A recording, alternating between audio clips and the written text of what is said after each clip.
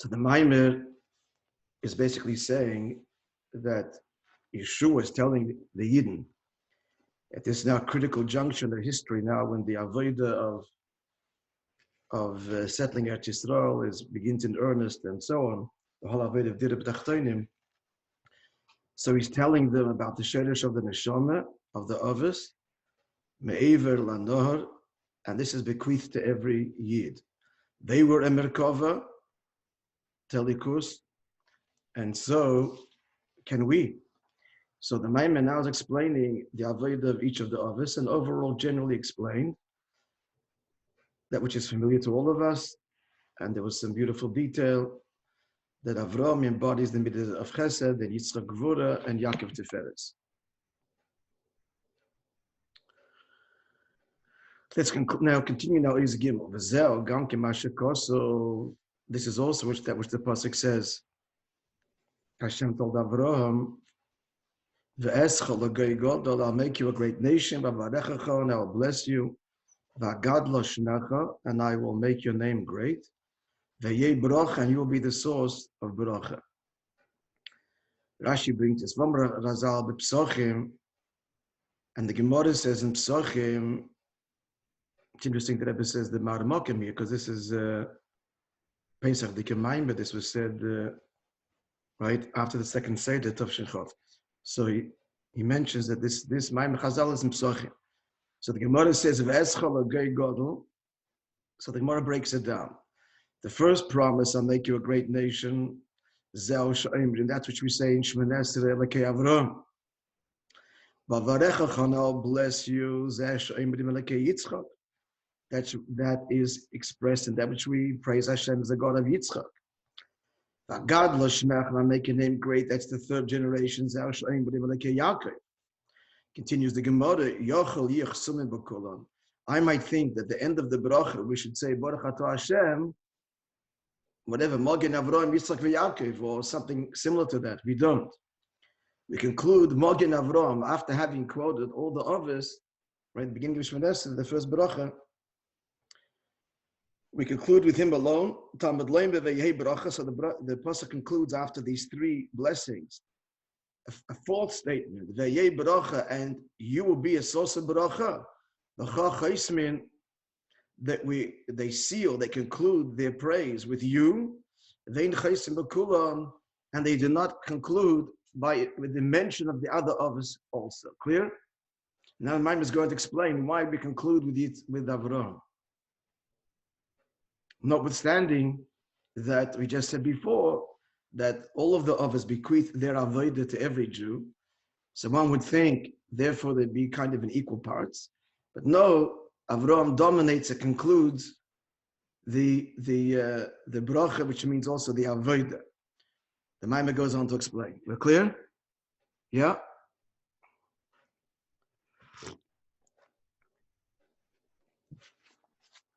The ma'inyan is Dini Omra Razal ala Posuk V'eschol Agei Godel. So Rebbe brings to bear here many midrashim and Mamar Chazal connected to this Gei Godel, which is the way the bracha all begins. I'll make you a great nation. So it says in Medrash, God says, I'll make you into a great nation. What nation is that? Oisa Umma, that nation, Shekosaba, about which the pasuk says in Veschanon, Kimi Gei Godel, who is a great nation, like the Jewish people. So Hashem is saying, that nation destined to be this great nation, Imcha ani Maimid Oisa. I will establish them from you. They will descend from you. So what do we see? We see that Yidna called Gei Godel, which is the first bracha to Avraham. And in fact, that's the bracha to him, that this future great nation will come from you. That's another meaning of Eschem Gei Gadol. So now exploring why Yidna called a Gei Gadol, a great nation. In fact, elsewhere, Moishe tells the Yidden, don't think Hashem chose you because of your great numbers. On the contrary, you're the fewest. So there's this inyan of Atem Ma'at and Gei Gadol. What's the inyan of Gei Gadol?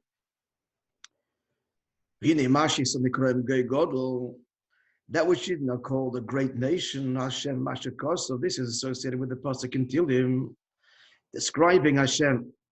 And there it describes Hashem, refers to him, Godol Havayim Holam Yoid.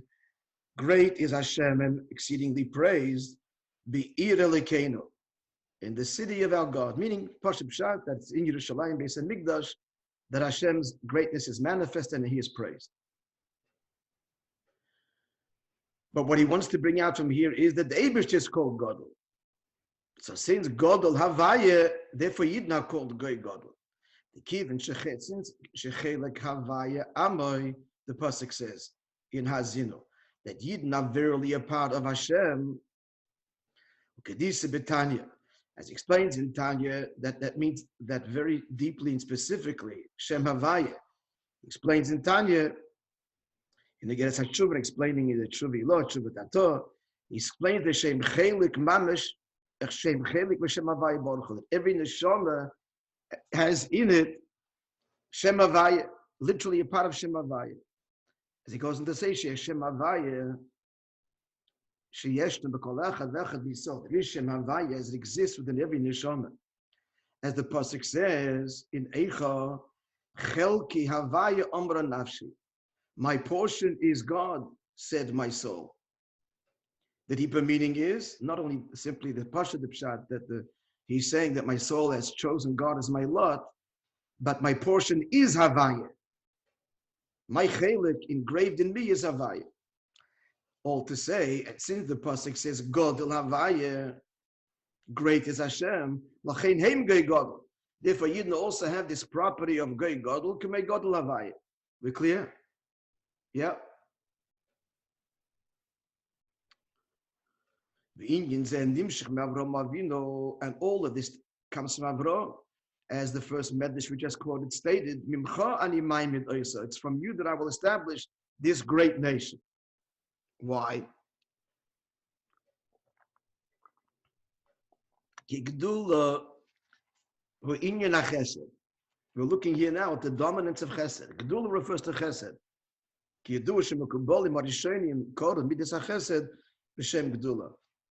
is known that the early Mukabolim referred to that which we now refer to the Midah as Chesed, they called it Gedula, as in the pasuk L'chashem Agdula v'Agvura.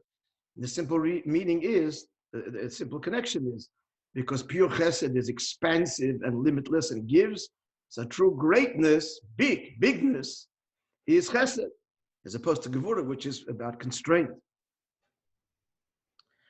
So the Rebbe continues, the union of Godel, Avram, Avram, as there was Chesed and Ava, Hinchi L'chal Yisrael, he bequeathed to every Yid this Ava Mesuteres, this concealed or hidden latent love, Sheyesh L'chal Echad Echad Misal, that every Yid has, Shenichel B'Bo, Gam B'Techilu, as the Alter explains, that in this Ava is also incorporated fear of God because of the love, the innate natural love that every Jew has to want to connect to Hashem. There's an innate fear of being severed from Him. So there's also a unit of Yirah. So now we know why it all starts with Avram and we conclude with Avram, because Dari Ava v'Yirah, because his Midah, which is Ava, and the Rebbe adds also Yirah, as explained in Tanya. They are the general midas in their primary source that incorporates them all. And from there comes Ava v'Yirah. That is the fuel, as Alter explains in Tanya, of Torah learning and mitzvahs b'peil. Now, having said that,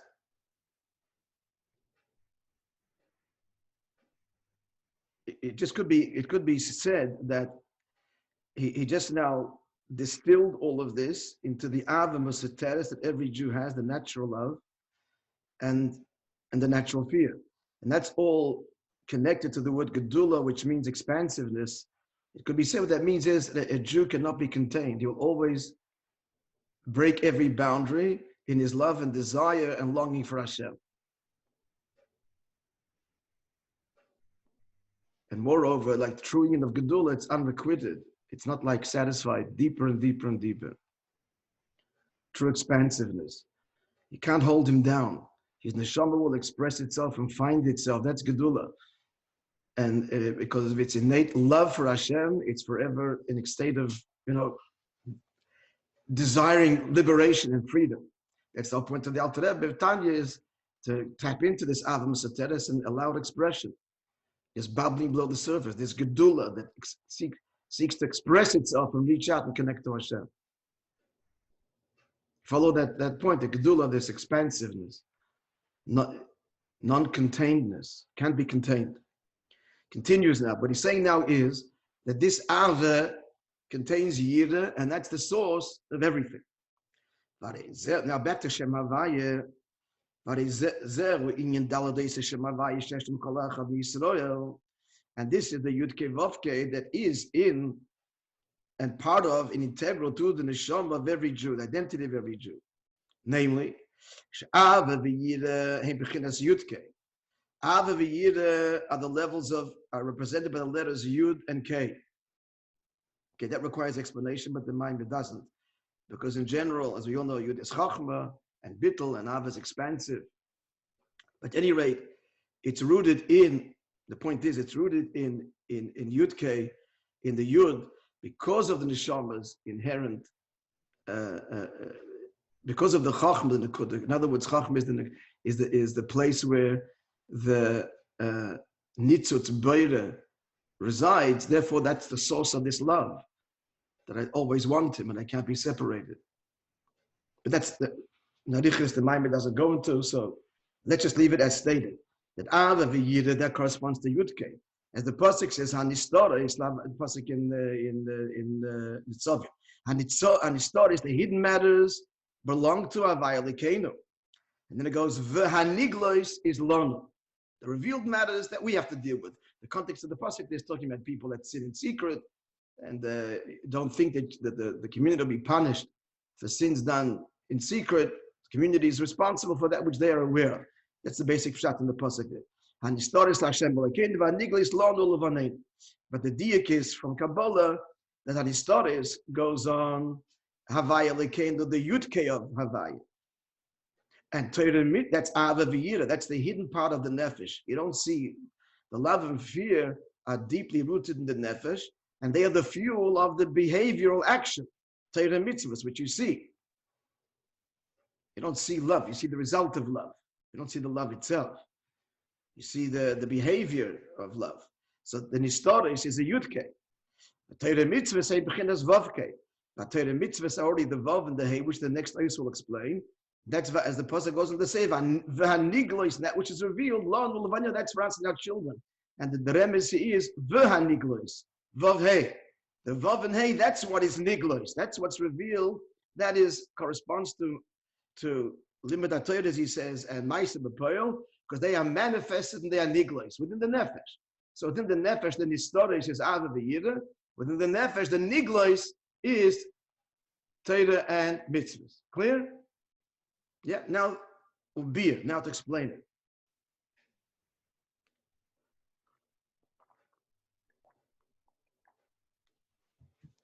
Okay, a summary of this ois.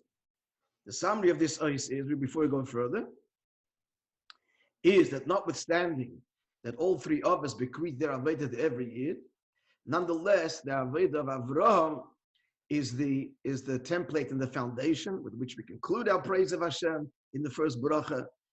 And the Yidden being a Goy Godel, it all starts from Avraham. From you, Hashem says, I will establish it. What's the meaning of Yidden being a Goy Godel? Because we are a reflection of the Godel Havaya. And how is Havaya? Yaakov Chevan Nachalose, in the very psukim he brought here. Chelki Havaya Omra Nafshi.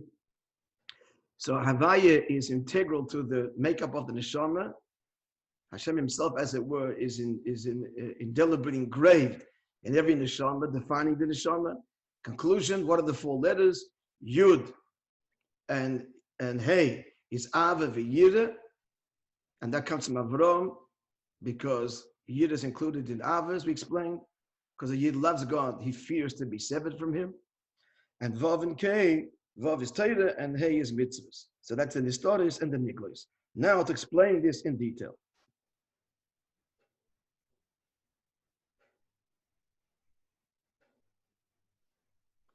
Now to explain this in Avodah. Poshit in Avodah. It's very nice. We have these things. What does it mean in Avodah? Baruch explained also Baruch in other places as follows. In the Ois Yud, in the Kud, the Beli is Pashtus cloud. The letter Yud is a point. That's what it is. It's a point without, it's Pashtus without expansion. What is that? In Avodah, Vinyon Ba'avodah, Koyach HaBitl, Ba'Mesidus Nefesh. This is the koyach, the potential of bittul, of complete surrender, Mesidus Nefesh, which a Yid has for Hashem, Belishum Mispashtus Klal, without any expression. There's no agenda, there's no cheshbon, there's no calculation. It's the most innate, instinctual, deepest part of the neshama, the complete surrender to Hashem, manifesting itself in the willingness to give up one's life for Hashem. Al-Rebbe says in Tanya, done by simple Jews, not out of knowledge, not out of inspiration, not out of any ispashtus. It's just because he's a Yid. So that's the union of Yud. Dugmas Tumunas Ois Yud. This is similar to the letter Yud, which is a point. That's what Yud is. Summary: Yud is bittul and Mesidus Nefesh. The Ois Hey, but the letter Hey yesh by Spashtus Eirich Mareichav. The letter Hey is already expanded. It has length and it has breadth.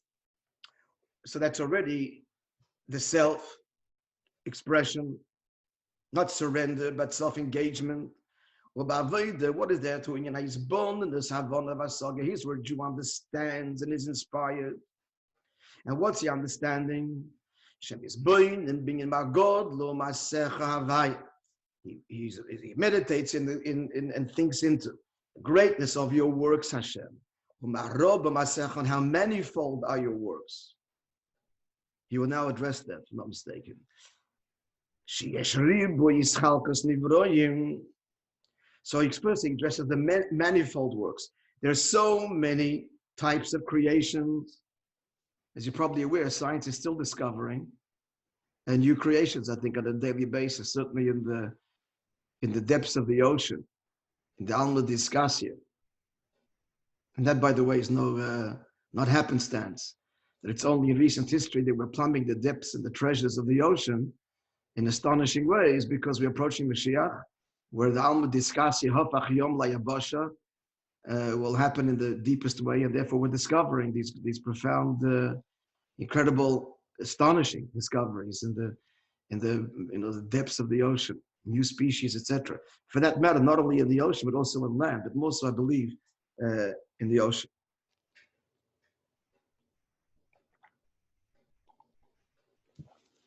So the Ischalkus is manifold. So not only in the Olam Elyonim, but even the tens of thousands and endless malachim, etc. That's where the Ischalkus begins. But then that it manifests itself in the Olam Hazeh, there's a tremendous number of creations, even in the lowest level of creation, the simplest, as it were, the inanimate. There's all kinds of categories, even in the inanimate world. Mavonim shutim, simple stones, adavonim tevis v'yikodes, and then complex and precious stones. Ubehem guf, and within the precious stones, yeshkam v'kam chiluk, and there are many distinctions.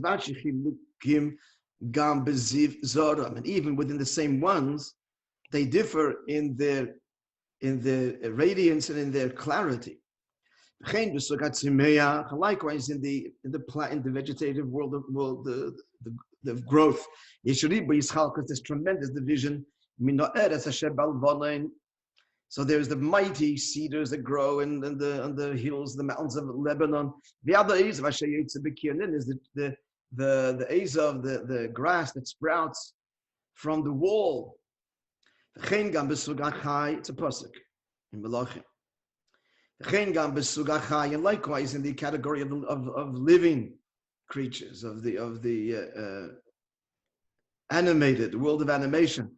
It's certainly tremendous numbers. How much more so do we see the distinctions in man? And in man, it's more astonishing because the Mishnah says, it's an astounding thing. Every human being is stamped with one stamp, the stamp of Adam Rishon. And yet, in the untold billions, trillions, no person is similar to his fellow. As Chazal says, their minds, their dispositions are not alike.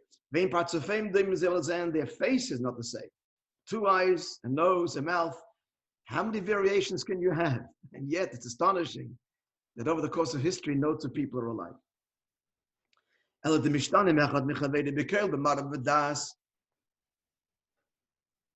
Gemara in Sanhedrin, the same Gemara there, that you didn't differ. No, it's a different Gemara. You didn't differ in their voice, in their appearance, and in the das. And in das means in their whole personality type, the whole orientation. So now we spoke about the second half of the pasuk, manifold, riboy. That's expressed in Marabba Masech. So yes, what the pasuk began in Godlu Masech, the greatness, the vastness. These are the vast supernal creations. Galgalim kechov mazolos. The Rambam speaks about this: the spheres, the turning spheres, that move the sun and the moon and the orbits. These great forces, kechovim, the stars, mazolos, constellations that are constantly in a state of movement, and they are vast. That's on a physical level. Now raising our sights a little heavenward, upward. Ad malachim sichlim nivdolim. And then there are these intelligent, pure, intelligent angels. Sichlim nivdolim means basically that there are a different order of seichel. Nivdolim removed from us. Shegaglusam u'b'inyan ha'echos. Their greatness is not in number, but not in quantity, but in quality. That's the true idea of greatness. They don't mean vastness in size, but vastness in their intelligence, vastness in their depth. So the person thinks into. And again, this is not only science, not a contradiction to all of this, but on the contrary, the advancements of science, the awe and the wonder only deepens as the appreciation of creation deepens and expands. So the person thinks into the Rabbi regardless of Ivroy. And all of this is all created simply from one letter, the letter Hey of Hashem's name. How is that? What's the Rashi brings this also. The end of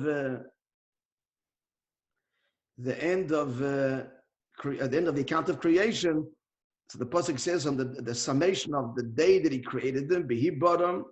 So Rashi says, it's a strange way of putting it, Bihi Bottom. Behei Bottom, the pasuk is hinting that Hashem created all of it with the letter Hey. Behei Nivra Olam Hazeh. And Rashi brings there the Maimar Azal. It says, the pasuk says, Ki b'koh Hashem tzuri lami. With the Yud K, with the letters Yud K, Hashem formed the worlds, using the plural. Chazal say, the letter Yud, Hashem created the heavenly worlds, and the letter Hey, this world. So now, what the point of this is, to consider the following. This is all part of the person's hisbonenus. So all of this incredible creation, both in quantity and quality, physical and spiritual, manifold and vast, and all the levels of vastness. When the person meditates, and he grasps that this all comes from what? One letter of God's name. Now, what does one letter mean? It's all metaphoric. Hashem doesn't have letters. What does this mean? He does have letters. We mean this baruchnius. What does it mean? The Rebbe explains in Tanya Barichus, on the earthly plane, what significance does one letter that a person can produce compared to all the letters a person can produce in his life, then compare that letter to the emotions that produce that letter, then compare it to the intellect that produced the emotion, the whole Arichas and Tanya, tracing back and putting up that one letter to deeper and deeper levels of the nefesh, it shrinks and shrinks and shrinks and shrinks to such significance as if it's virtually not there. It is there. I produced that letter. But compared to the ability of the soul to speak endlessly, what's one word in a lifetime? What's one letter? That's just in the power of speech. Then he goes, actually, Mr. Machshava, put up words against the machshava that produced the words, and the midas to produce the machshava, and the seichel to produce the midas. Not just in the nefesh.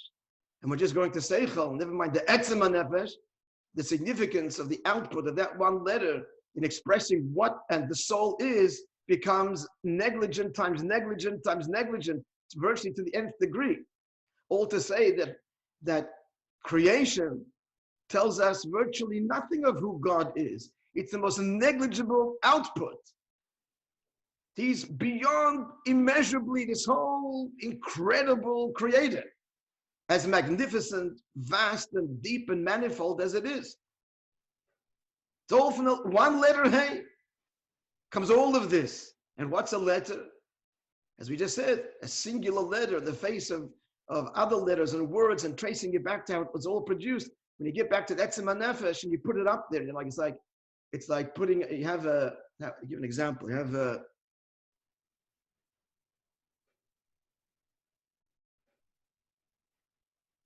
just ramping up the light against something deeper and deeper and deeper, the less that tiny speck is seen.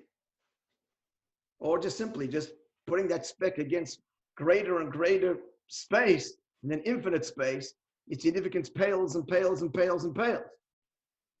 All to say that all of creation is merely the most negligible, that we mean external should be external, expression of the divine.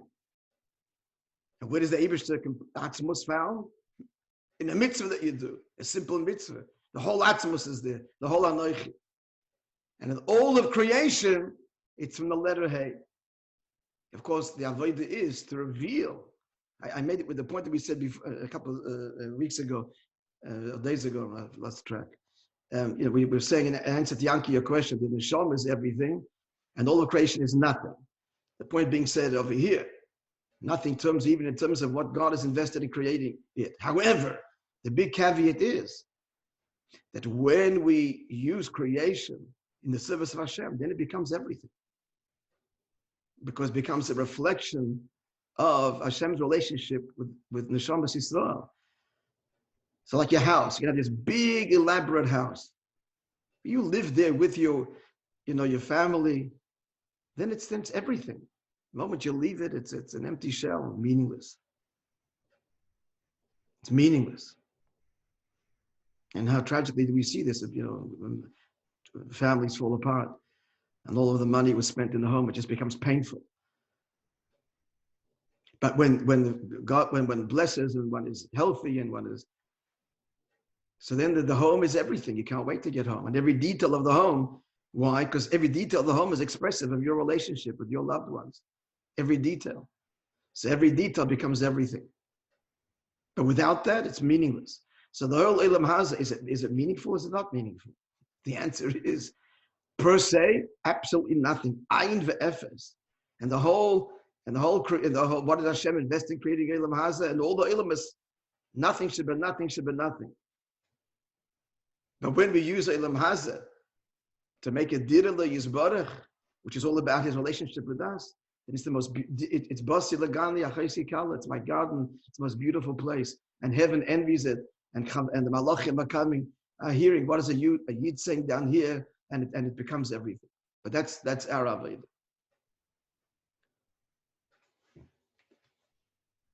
Let's continue. So now he's being misboinen in the insignificance of creation per se.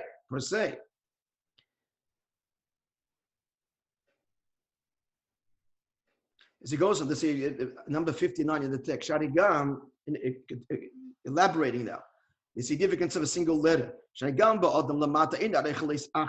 My person down here, we can see this, which is why we do see it, because Hashem wants us to have an inkling, more than an inkling, a grasp of this, of what creation is for him.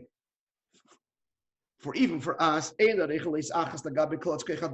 one letter that a person says, B, A, compared to the power of speech, you can speak endlessly. I mean, the nefesh can speak forever. The body will tire and the throat will get hoarse, but the nefesh can speak forever.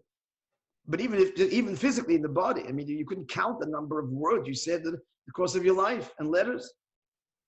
Then you take that one single letter and you put it up against the koach hamachshav to produce the words. And then you put that singular letter up against how many letters could you think in the course of your life. So we see how significant one letter is. Now back to the nimshah.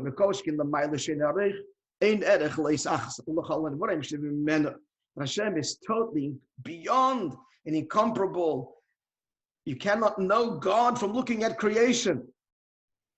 Totally beyond all of the creations that he has produced. Even the loftiest ones, Seraphim, the highest angels, etc. Because all of them,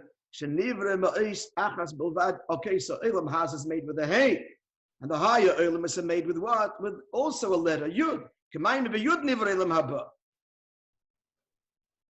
So it's Yud, it's a higher letter, it's a higher kind of creation, but it's still a singular letter. So two letters compared to the essence of Hashem, incomparable. So what's the conclusion of all of this? He's going to be dispelled from Elam Hazeh, not even dispelled from angels, not dispelled from anything. Yunach means Yiddish ovulate. It'll become literally placed, settled. It'll be his natural reaction to every situation. A person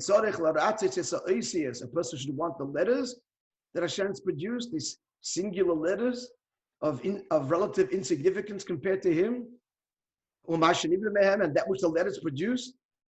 No. I want that single letter that Hashem has produced, or him, the master of the letters. He's going to want, of course, Atzmus. He says, from where the letters come. Concluding. We're clear? Yes? We need a little bit of elaboration, but anyway. So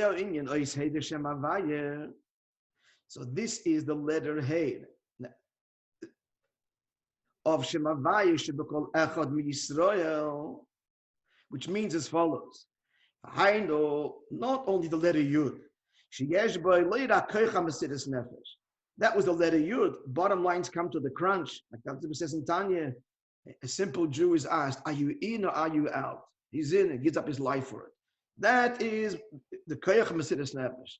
When pressed, when all else is stripped away, then in a moment, it's only the Eibishter, nothing else. But that's in potential, and that's despite a whole life maybe of entanglement in Elam Hazeh.